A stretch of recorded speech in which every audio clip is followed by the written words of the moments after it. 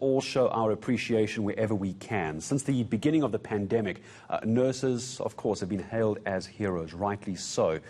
Now, to remind them that they haven't been forgotten, Gift of the Givers are giving them hampers. It's including snacks, nursing shoes, and all of the important pamper packs. Let's discuss this now with the man who's making as much difference as he can with his incredible team, Imtiaz Sooliman, Gift of the Givers, joining us on the show. Imtiaz, morning to you.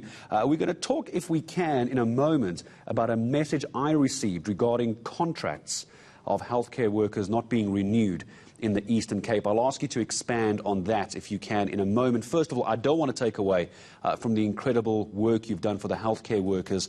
Just give me a sense of where you're showing the love to these hospital heroes. Morning, Gareth. You know, this is something that has been ongoing since the first wave.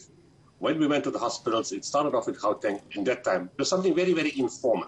If we received some extra stuff, some chocolates, some drinks, some water, we gave it out to the nurses and doctors and basically healthcare workers. You know, it was very ad hoc. And then in December, there was a group in Cape Town, one from the Fortescue Hospital, one from, insurance, investment company, and a lady who was a researcher, whose husband is a pulmonologist in Fortescue. Her name's Kilona. She said they got together and they formed a thing called Hospital Heroes. Each one of them, strangely in December, did something on their own. And then when they spoke to each other, they decided to get together and then said, why not join us? And so Hospital Heroes became a focused project rather than something ad hoc, but more an organized system. And we started off with New Somerset Hospital in Cape Town. We went to the Bracken Gate, the field hospital, and we did 5 hospitals in Cape Town, including Fortescue. Then last week, we started off in Wentworth, King Edward Hospital. And then yesterday, it was the turn of Gauteng, starting off Steve Biko. And at the same time, we did Queen Nandi and Mahatma Gandhi in KZN. Now, the important point is this. These are things that the nursing staff and the healthcare workers can well afford. It's not expensive items. It's a juice, a chips, a chocolate, maybe a hand sanitizer. But you should see the response and the messages that you get, because we are dealing with a pandemic that causes severe problems with mental health. Where nursing staff, doctors, porters, tea ladies are emotionally affected because they've seen the number of deaths pass them in the corridor. They've seen family people pass on. They've seen colleagues pass on. And they've seen people they're attached to pass on.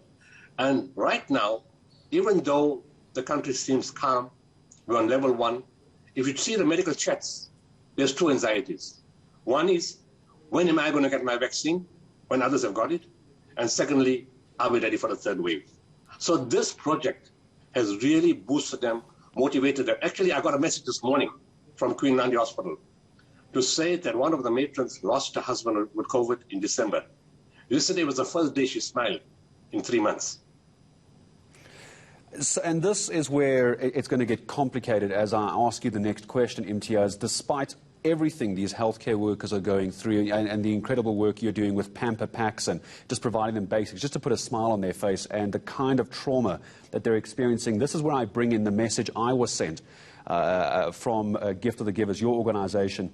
It's regarding healthcare workers. They've been informed that many contracts are not being renewed in the Eastern Cape from the end of March, and in the Western Cape at one hospital this week. It beggars belief that this is even possible during a pandemic. What can you tell me about this message and what's going on? Yes, this is something that has to be raised with the government. First of all, when lockdown was announced on 27th of March last year, we were told it's to prepare the hospitals. The hospitals were not prepared. Let's put it bluntly. The hospitals were not prepared, because if the hospitals were prepared, then additional staff would have been put into all the hospitals. The hospitals were already stressed out before COVID-19 because posts were not filled. All over the country, and there's still thousands of posts not filled. And we speak every day to hundreds of doctors sitting at home crying they're unemployed, and yet the hospital system is in a disaster.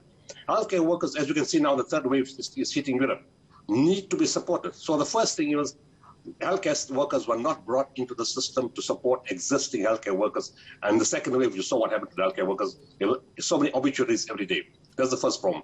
The second thing is, those who stood their ground for 13 months have got all the skill, the experience, and the temperament. Even though they're worried, they're anxious, they're depressed, but they're still standing, and they've got the experience. If you're going to now terminate the contracts because you don't have money or whatever the reason is, and don't replace them. In fact, they should not be replaced. They should just not be removed. They should be there all the time.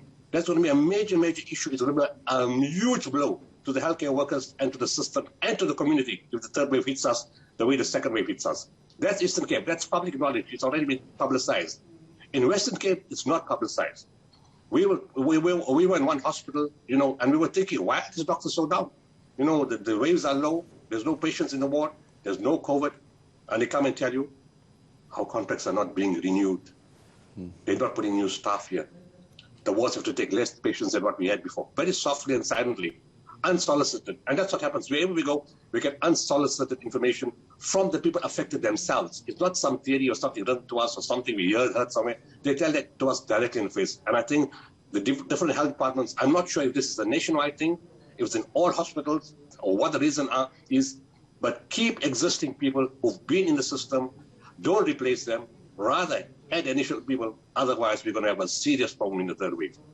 It's bizarre that you even have to say that, so that people need to stay in their positions, considering what we're going through. You would just think it would be common logic. But Imtiaz Sooliman, thank you very much indeed. I'm quite sure our team here at ENCA are going to follow up on that report as well of contracts for medical healthcare workers not being renewed in the Eastern Cape, and now we're hearing in the Western Cape as well. That was